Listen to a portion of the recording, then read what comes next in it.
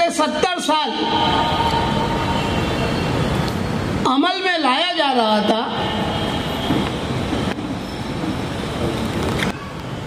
जो nature of work regular है, इसमें कॉन्ट्रैक्ट सिस्टम कंप्लीटली एबॉलिश करने का जो कानूनी एक संकेत था, और देश जो है ये विश्व के मानचित्र पे अगर हम देखेंगे तो भारतवर्ष का में सर्वाधिक तरुणों का ये देश है ऐसा संबोधित किया जाता है। लेकिन जितने पैमाने में, जितने बड़े पैमाने में तरुणों की व्याख्या के साथ में इस देश को याद किया जाता है, इसकी नोंद की जाती है, उसी के साथ में दुख के साथ ये भी कहा जाता है, ये भी सोचा जाता है, ये भी महसूस किया जाता है कि उतने ही बड़े पैमाने में यहाँ पर बेरोजगारी आई है। जो बेरोजगारी देश के 125 कोटि यहाँ के नागरिकों के सर पर जबरन जो है थोपी गई ये बेरोजगारी है, ये किसने किया? देश के संवैधानिक अधिकारों का हनन किसने किया? देश के दलितों का, देश की महिलाओं का और देश के बेरोजगारों के बुनियादी हकों का हनन किसने किया? और जो ये पिछले दशक से 2014 से लेकर के आज तक का जो ये समय है, इस समय के अंदर संविधान के साथ में खिलवाड़ करने की भाषा कौन करता है? वो कौन सी ऐसी अदृश्य शक्ति है जो दलितों को कुचलने की बात करती है, बेरोजगारी को बढ़ावा देने की बात करती है,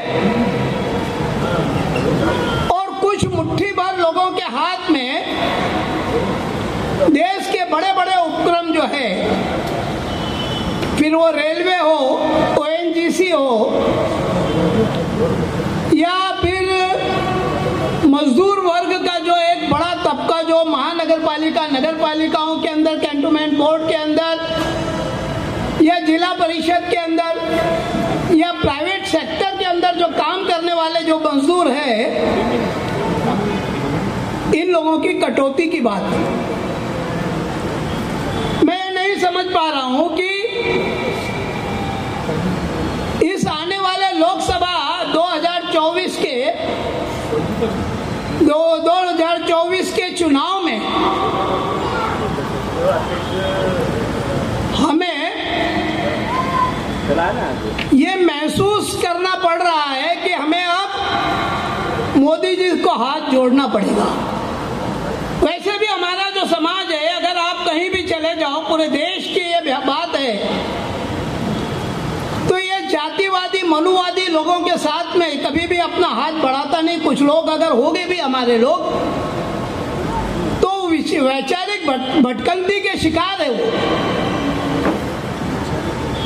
लेकिन समूचा जो समाज है, वो आज भी जो है गाढ़ा विश्वास जो है, वो धर्मनिरपेक्ष पार्टियों के अंदर करता है। और इसी में से मेहतर वाल्मीकि समाज एक ऐसा समाज है कि जिस समाज की व्याख्या जो है, उसकी जाति की व्याख्या के साथ में वर्णित की जाती है। और सबसे ज्यादा जिन्होंने काम करने वाले इस समाज के साथ, अभी अभी कनौज जी ने कहा कि पार्टी है, हम लोग जो है संघर्ष करते हैं ना मैदान के अंदर, प्रैक्टिकली संघर्ष करते हैं हम, तो उससे हमें यह अनुभव आया है कि पिछले 10 साल से NSTFDC की जो स्कीम थी, महदरों के बच्चों को, सफाई मजदूरों के बच्चों को अपलिफ्ट करके दूसरे रोजगारों के अंदर कन्वर्ट करने की बात, इस गंदगी के पेशे से जो है उन्हें दूसरे पेशे के अंदर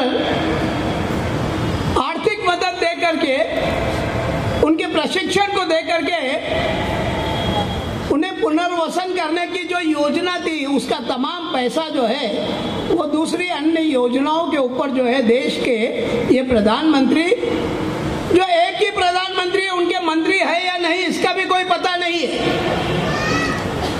और ऐसी अवस्था के अंदर बेरोजगारी के अंदर सबसे बड़ी अगर कहीं कैंची पड़ी है तो सफाई मजदूर वर्ग के ऊपर पड़ी है। रोजगारों के अंदर, रोजगारी के अंदर कटौती हुई है, न्यू क्रिएशन ऑफ पोस्ट के ऊपर बंदी आई है, और उसके बाद में जो है कॉन्ट्रैक्ट सिस्टम के अंदर जो इनके ही जो लोग हैं, उन लोगों को बड़े बड़े कॉन्ट्रैक्ट सिस्टम भी देते वक्त मैनुअल स्क्वेंजिंग से लेकर के तो घन कचरा विभाग तक का भी जो काम है वो करोड़ों रुपए के टर्नओवर के ऊपर जो है वो निर्धारित किया जाता है, और कंडीशन उसमें ऐसी डाली जाती है कि कोई भी प्रकार की दलितों की या बेरोजगार बच्चों की या इंजीनियर बच्चे जो है उन्होंने अपनी कोई संस्था बनाई हो, वो लोग जो है कॉम्पीट नहीं कर सकते। ये तमाम व्यवस्थाएं करने वाला अगर कोई व्यक्ति है तो स्पष्ट तरीके से हमारे सामने दिखता है, वो हमारे देश के प्रधानमंत्री जो है आज मौजूद स्थिति में, वो मोदी जी है। इन्होंने पूरे दलितों का अधिकार हनन करने का जो है कार्यक्रम अपने साथियों को लेकर के चालू किया है, और इसीलिए आने वाले 2024 के ये लोकसभा चुनाव में हमें ये निर्धार करना पड़ेगा, ये पक्का विचार करना पड़ेगा कि इस बार जो है वो कह रहे हैं ना 400 पार, इस बार आप 150 पार भी होते हो कि नहीं, ये जो है मेरे समाज के लोगों ने इसको उत्तर देना है। और ये हमारा बुनियादी हक है जो वो छीनते हैं ना, मजदूरों के हक छीनते हैं। स्कॉलरशिप की बात अभी की, आपको बताया स्कॉलरशिप टोटल बंद कर दी गई है, कोई प्रकार की स्कॉलरशिप आज नहीं है। अब जाकर के देखो सामाजिक न्याय विभाग में स्कॉलरशिप बंद हो गई है। बच्चों को भारी बहुमत से चुन करके लाना है और मौजूदा ये गवर्नमेंट को जो है हमें खत्म करना है, इस तरीके का प्रस्ताव ये मजदूरों ने बना लिया है। मुझे बड़ी खुशी होती है कि कम से कम हम लोग एक जगह बैठ करके ये पहली मर्तबा ये विचार कर रहे हैं कि हमें अपने वोट को जो है सही तरीके के इस्तेमाल करना चाहिए। बहुत से बहरूपियां हमारे बीच में आते हैं, बहुत से बहरूपियां आकर के हमसे ये बात कहते हैं, हमारे भी लोग हैं। अभी पिछले टाइम पे नाना पटोले जी से जब मेरी बात हुई थी तो कह रहे कि आपके भी लोग, मैंने कहा है ना, आप लोगों ने हमारी तरफ देखना ही जो है आपकी नजरिया है जो वो गलत है, इसके वजह से इसके मैं जो उनसे चर्चा हुई वही बोल रहा हूँ। तो जो बात हुई तो आप लोगों ने, कांग्रेस ने भी, इवन राष्ट्रवादी ने भी हमारे समाज के लोगों के पॉलिटिकली से लेकर के तो सामाजिक मुद्दों को भी दरकिनार करना चालू किया।